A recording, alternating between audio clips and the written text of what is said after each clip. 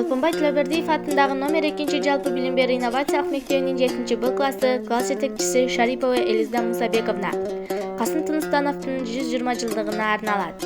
Касым Тыныстанов 1901 жылы азыркы Ысык-Көл районуна караштуу Чырпыкты кыштагында туулган.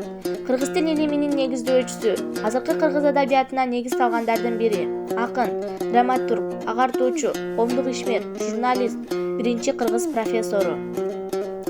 1914-1916 жылдары Караколдогу Орус Тизе мектебинде окуган. 1916 жылы үркүн учурунда эл менен Кытайга качат. Ал Кытайда кандай жашоо өткөргөндүгү тууралуу маалымат жок. 1918 жылы гана кайтып келип, көл башындагы Тепке айылында таякелеринкинде туруп калган. Тепке айылында жүргөндө ыр дагы чыгара баштаган. 1919 жылы Ташкентке келип, Казак-Кыргыз агартуу институтунун даярдоо бөлүмүнө алынган. 1920 жылы Кыргыз агартуу институтунун 1-курсуна кабыл алынган. Ишмердик жолу Касым Тыныстановдун ишмердик жолу институтта окуп жүргөн кезинде эле башталган. Ал 1920-1924 жылдары Орис, Ак жол гезиттеринде, Жас кайрат, Сана журналдарында кызматкер болгон. 1925 жылы Кыргыз автономиялуу облустун академиялык борборунун кыргыз бөлүмүнүн катчылыгына дайындалат. Кийинчерээк ал Эркин тоо гезитинин жооптуу редактору болуп иштеген. 1927-30 жылдары Кыргыз СССР эл агартуучу комиссары. 1928 жылында Жаңы маданият жолунда журналды уюштурууга катышып, 1931 жылга чейин анын жооптуу редактору болгон. 1931-37 жылдары Кыргыз маданият курулуш институтунда илимий кызматкер, сектор башчысы, директордун милдетин аткаруучу, ошол эле учурда Кыргыз педагогикалык институтунда окуган. Касым Тыныстанов кыргыз жазма адабиятын жана илимий тил таануунун баштоочулардын бири. Кыргыздын улуттук жазуусун иштеп чыгууга, көбүнесе араб алфавитин кыргыз тилине ылайыкташтыруу, араб алфавитин латынчаны орус алфавитине алмаштыруу иштерине катышкан. Азыркы кыргыз орфографиясынын негизги принциптерин иштеп чыккан. 1924 жылы окуу китебин түзүп, 1926 жылы чоңдор үчүн алипе, 1927 жылы эне тилибиз, 1933 жылы социалдык экономикалык сөздүк, 1934 жылы кыргыз тилинин морфологиясын, 1936 жылы кыргыз тилинин синтаксисин жараткан. Ошондой эле эне тили, жаңа айыл, кыргыз адабият тилинин жана долбоору, жаңа алфавит түзүүнүн жана принциптери, биздин тил жана башка макала эмгектерин жазган. Касым Тыныстанов көркөм чыгарма жазууга убактысы аз болгон.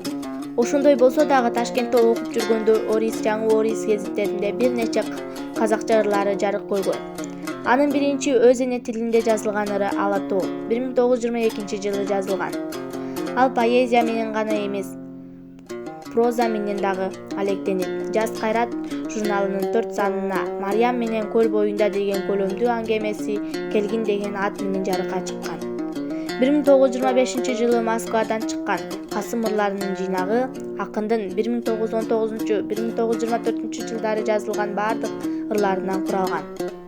Академикалык кечелер театрга коюла башталганда 1933 жылдын 24 февралындагы жана 6 мартындагы Кызыл Кыргызстан гезитинин сандарында Алы Токонбаевдин академиялык кечеси тууралуу жана академиялык кеченин тыянагы деген 2 макаласы жарык көргөн.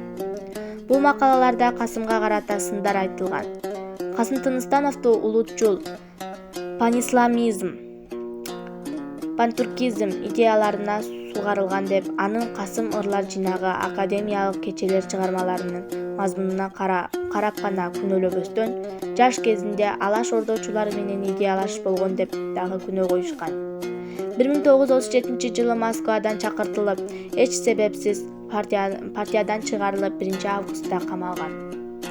1938 жылдын 5 ноябрында СССР Жогорку аскер сотунун жабык көчмө сессиясында Касым Тыныстановго 1921 жылдан тартып улутчул, Алаш Ордо уюмуна, андан кийин буржуазиялык улутчул, диверсиялык зыянкеч, социалдык туран партиясынын жетекчилик тобуна кирген деген күнөө менен коюлуп, атууга өкүм кылынган. Өкүм тез аткарылып 7 ноябрда атылган. 1956 жылы аялы Турдубүбү тиешелүү органдарга кайрылып, 1957 СССРдин Жогорку аскердик соту 1938 жылдын 5 ноябрындагы чечимин жокко чыгарган. Касым Тыныстанов кыргыз элинин туңгуч жазуучусу, туңгуч эл комиссары, кыргыз тилинин грамматикасын негиздеген профессор жана кыргыз маданиятынын, адабиятынын өнүгүшүнө зор таасир эткен мамлекеттик ишмер. Келечекте биз дагы ушул улуу инсан кылган иштердин канча бир пайызын аткарууга умтулалы.